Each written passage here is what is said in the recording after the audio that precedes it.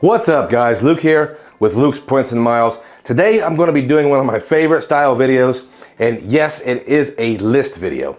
Today I want to talk about the 5 reasons why I'm keeping the American Express Hilton Aspire card. In this video I'll go over some of the best features of the card, and I'll explain how I use them to get big league value from one of the most overpowered credit cards in the game today. If you are new here, I talk about credit cards, points, miles, cashback, and travel. If that's something you're interested in, consider subscribing. And if you get any value at all from today's video, slap that like button for me and the YouTube algorithm. It goes a long way to help the video reach a wider audience. Now let's get started. Reason number 1 I'm keeping at least one of my Hilton Aspire cards open is the status.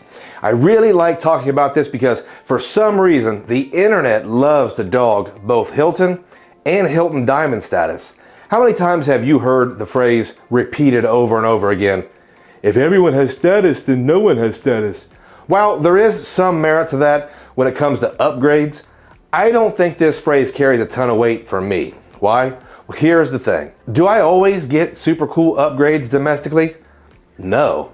There are even some properties that I know will not upgrade Diamond members at all. But there are benefits that I realized when I travel that aren't really watered down.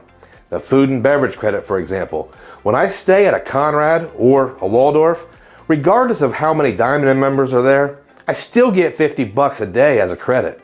Might not sound like much, but think about that 10-day summer vacation you have planned. Yes, you'll likely save $500 on that one. That's something that I feel like almost every single YouTuber misses when they talk about the Hilton Status program. So whether you want some fruity drinks or lunch at the pool or a nice dinner, that $50 is super easy to use and you can't discount its consistency. Back to upgrades. I do get upgrades, and I feel like the higher end property, the more likelihood of a substantial upgrade there could be. But I would even say that I get upgraded more often than not. Now overseas, I have gotten some pretty nice upgrades. So if you plan on traveling in that fashion, then I think you can expect a lot more from this. This last point of Diamond status, in my opinion, can make your stay go from ordinary to extraordinary, and that is the executive lounge access. Now I understand that most domestic lounges never reopened after the world changed, but internationally you can expect Hiltons to have an executive lounge, and having access to one can really be a game changer. I'm a coffee drinker and a YouTuber, so for me it gives me a great place to grab a cup of coffee and get some work done. If you like alcohol, this could be a really nice place to pregame before you hit the town. The lounges I've been to at international properties alone make Diamond status worth it for me.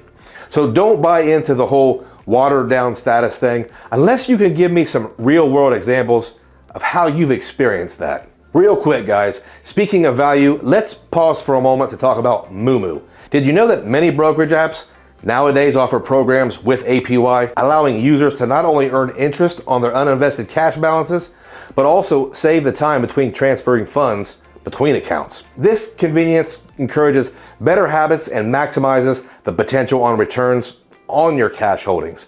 And Mumu is the one that I want to bring to your attention. It is a silicon-born, one-stop trading app, and right now they're offering some great benefits for new users. When you open a new Mumu brokerage account and deposit just $100, Mumu will give you 5 free stocks. But when you deposit $1,000, you get an extra 10 free stocks. That's not all. You can also enroll in Cash Sweep, and for a limited time, earn 8.1 APY. That's 5.1% base plus 3 months of 3% extra on your uninvested cash. Terms and conditions apply. There is a link in the description below. Click on it and start your investing journey today and get some free stocks from Mumu. Reason number 2 is simple.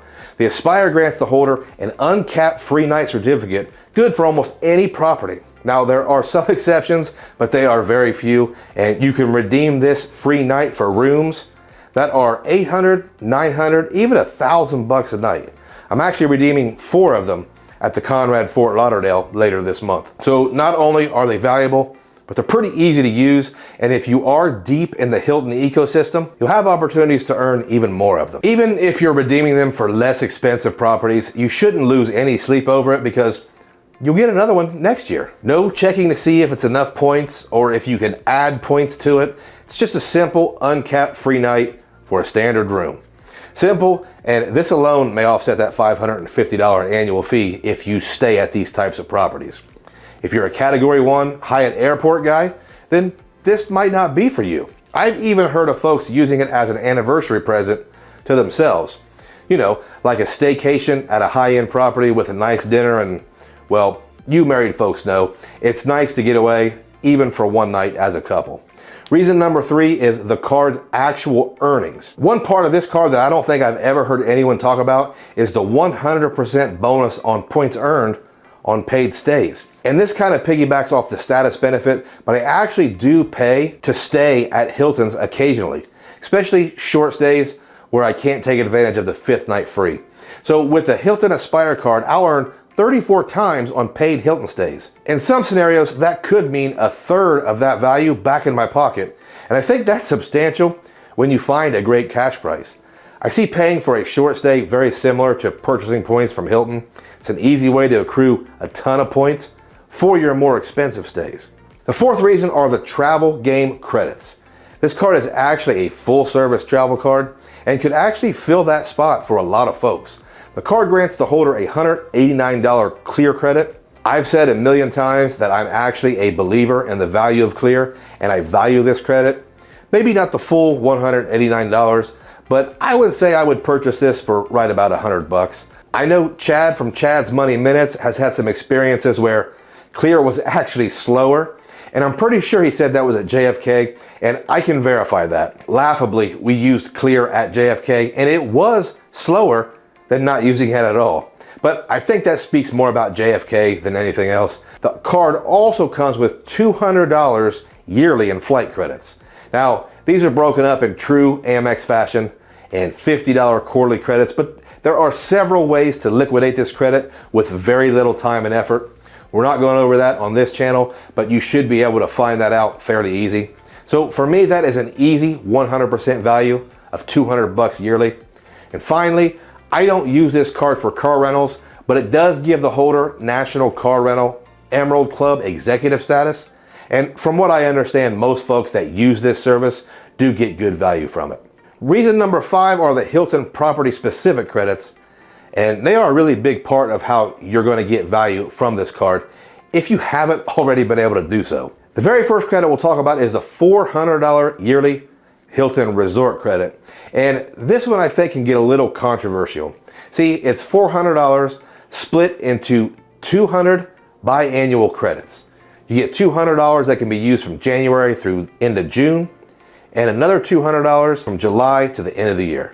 Where things get kind of touchy is I've heard a lot of folks say that they don't stay at Hilton resorts and that the resorts part is too restrictive for them. I do understand that credit might not fit everyone, but for me, I do visit Hilton resort properties. South Florida has several of them, including the Conrad in Fort Lauderdale. So using $200 in addition to the food and beverage credits makes those properties, for me and my family, especially valuable.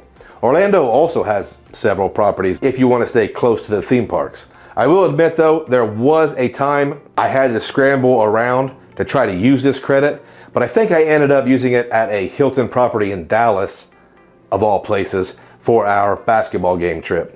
There's actually another property credit that I think most folks forget about. You can book a Waldorf or Conrad for cash for a minimum 2 nights and receive a $100 property credit. Now this one is a little less valuable in that there are so many restrictions.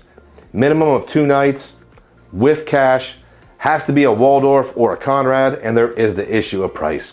From what I found is the special price is going to be a little higher to accommodate that $100 credit. I actually used this program to book my first 2 nights at the Roosevelt in New Orleans for the Creator Meetup coming this Labor Day weekend.